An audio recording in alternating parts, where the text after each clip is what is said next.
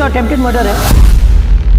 मैं मतलब YouTube पर अपने साथी के साथ प्रयास किया, कोशिश की और बहुत बुरा बर्ताव हुआ। कोई सपोर्ट किसी का नहीं। मैंने मतलब मेरी फादर से फाइट होती है इस बात पे, वो चाहते हैं कि मैं ये फील्ड छोड़ दूँ।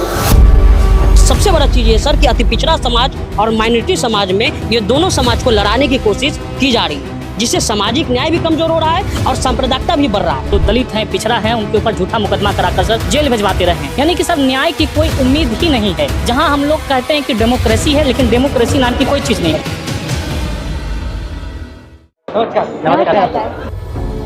बताइए। हम लोग जो काम करते हैं उसका बेसिक है सोशल जस्टिस। हम उसमें जो पॉइंट रखते हैं, यहाँ सब बैकवर्ड और माइनॉरिटी और दलित समाज के लोग हैं, और इसमें हम लोग ने एक ग्रुप बनाया है पूरे बिहार में।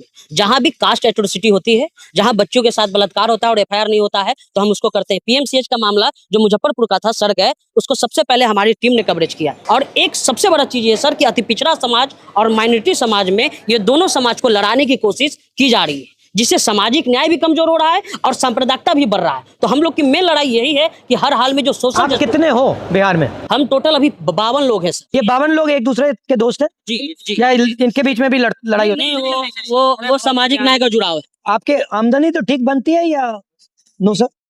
बट आपको फाइनेंशियली नहीं होता। मेरा नाम सुमन है, मैं खबर लहरिया आप अकेली लड़की हो? जी। खबर लहरिया न्यूज चैनल में एज अ सीनियर रिपोर्टर के रूप में काम करती हूँ।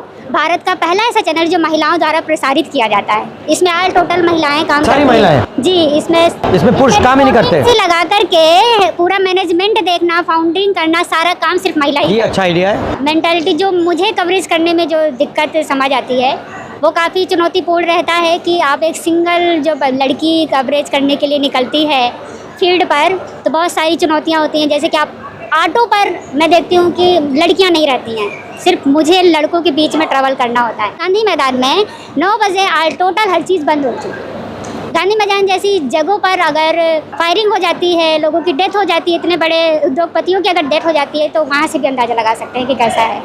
ये सब चीज़ें नोटिस है हमारी। सर मेरा नाम अमान मलिक है और हम बिहार के सबसे पिछड़े जिले से आते हैं जहाँ ट्रेन नहीं चलती है। पहली समस्या तो ये है हमारी। दूसरी समस्या ये है कि सर हम पटना यूनिवर्सिटी के मास कॉम के स्टूडेंट हैं, बैचलर डिग्री चल रहा है।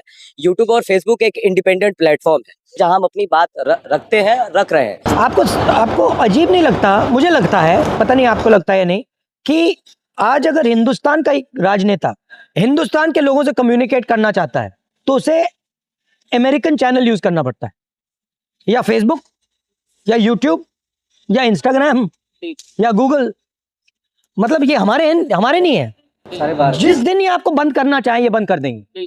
मेरा पूरा मतलब शैडो बैन चलता है। तो थोड़ा मुझे अजीब लगता है कि पहले क्या होता था, हिंदुस्तान के नेता अपने लोगों से डायरेक्टली बात कर सकते थे, फिर ठीक है मीडिया हुआ करता था, न्यूट्रल तो नहीं कह सकते बट बात तो दिखा देता था। अब मीडिया बिल्कुल नहीं दिखाता, विपक्ष की बात टोटली जीरो, खत्म। और जो यूट्यूब वाले हैं, फेसबुक वाले हैं, उन पर इनडायरेक्ट लगाम लगी हुई है। अगर आप लाइन से थोड़ा ज्यादा आगे गए लगा देंगे, बंद कर देंगे, शैडो बैन हो जाएगा। तो ये एक्चुअली देश के लिए खतरनाक है। पहले तो मतलब हमारे फाइनेंशियल क्राइसिस पर चोट पहुंचा, लेकिन उसके बावजूद जब हम चुप रहना नहीं सीखे या चुप नहीं रहे, तो वो जो है मतलब हम पर मुझे मतलब यह है कि हत्या करने की कोशिश की गई। ये कुछ फुटेज है सर, मुझे मतलब हमारे ही मित्र ने, क्योंकि वो एक ऐसी आइडियोलॉजी में वो घिर गए हैं। वो बहुत अच्छा इंसान भी बन सकता था, मतलब वो फ्यूचर पे देश के लिए भी काम कर सकते थे, लेकिन एक आइडियोलॉजी से वो इस तरह से प्रभावित हो गए कि उन्होंने मुझे अपना दुश्मन समझा। चूंकि मैं एक मुस्लिम समुदाय से आता हूँ। आप हो? जी मैं हूँ। के साथ ऐसा ही होता है? ऐसा ही होता है सर। जब भी जाते हैं और ये हमारे साथी सन्नी भाई हैं, ये सारे लोग ही। तो इस पे केस हुआ? इस पे केस हुआ, 20-22 दिन जेल में रहे, उसके बाद बाहर आ गए। और हमने भी मतलब उसके बाद ज्यादा एक्शन लेने की इसलिए कोशिश नहीं की सर, क्योंकि बार कॉलेज। ये तो अटेम्प्टेड मर्डर है। हाँ, अटेम्प्ट टू मर्डर है सर। वो 20 दिन में बाहर आ गए और अभी भी थ्रेट मिलता है सर कि केस उसी से? हाँ उसी से सर, अभी भी थ्रेट मिलता है। और मुझे लगता है कहाँ का है ये पटना यूनिवर्सिटी का मामला है सर। और ये पहला केस नहीं है, ये सिर्फ मेरे साथ, वहाँ स्टूडेंट के साथ भी होता है। मतलब बहुत बुरा बर्ताव होता है सर। मतलब हम लोग वो काम कर रहे हैं सर जहाँ पर मेन स्ट्रीम के लोग नहीं पहुंच पाते हैं, हम वहां पहुंचते हैं। कोविड में मेरी मम्मी एक्सपायर कर गई, तो मुझे ये इंस्पिरेशन मिला कि मुझे इस फील्ड में आना है, क्योंकि मैंने भेदभाव देखा कोविड के समय में सर। मैं क्लियर ये बोल रहा हूँ आपसे कि मैंने भेदभाव देखा। और वो भेदभाव किस आधार पे वो आप बेहतर जानते हैं, आपके सामने बैठे हैं। और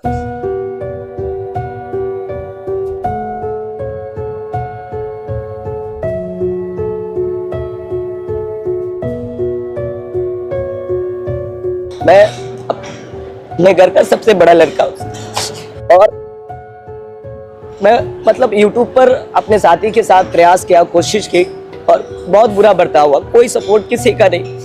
मैंने मतलब मेरी फादर से फाइट होती है इस बात पे, वो चाहते हैं कि मैं ये फील्ड छोड़ दूं। होता है ना सर कि इंसान को बोलने की आज़ादी होनी चाहिए, सिर्फ लड़ाई आइडियोलॉजी की है और जब हम बोलेंगे नहीं सर तो सुनेगा कौन।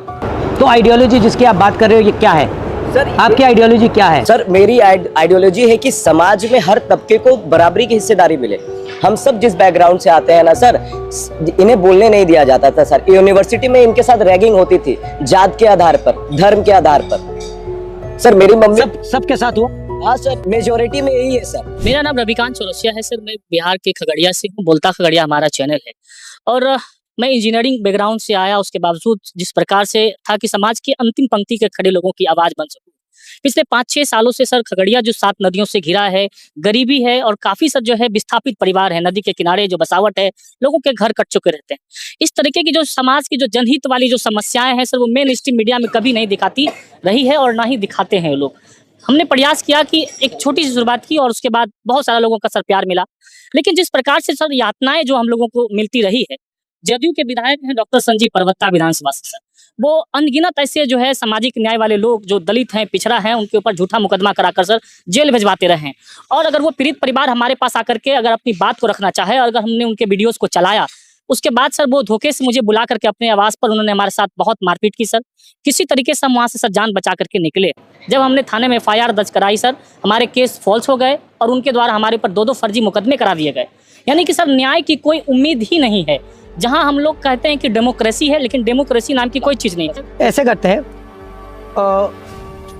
ये अभी चल रहा है, यहाँ पे यात्रा चल रही है, आप 52 लोग दिल्ली में आके मुझसे मिलो, ठीक है? और फिर थोड़ी अच्छी तरह सोच के प्लान करके कि हम इस 52 को 100, 200, 500, 1000, 2000, 10,000 कैसे करें और किस प्रकार से हम आपकी थोड़ी सी अगर प्रोटेक्शन हो, असिस्टेंस हो, जो भी, मैं बड़े वायदे नहीं करूँगा, बट किस प्रकार से हम कर सकते हैं उसके बारे में डिस्कस करते हैं। Thank you. Thank you sir, thank you.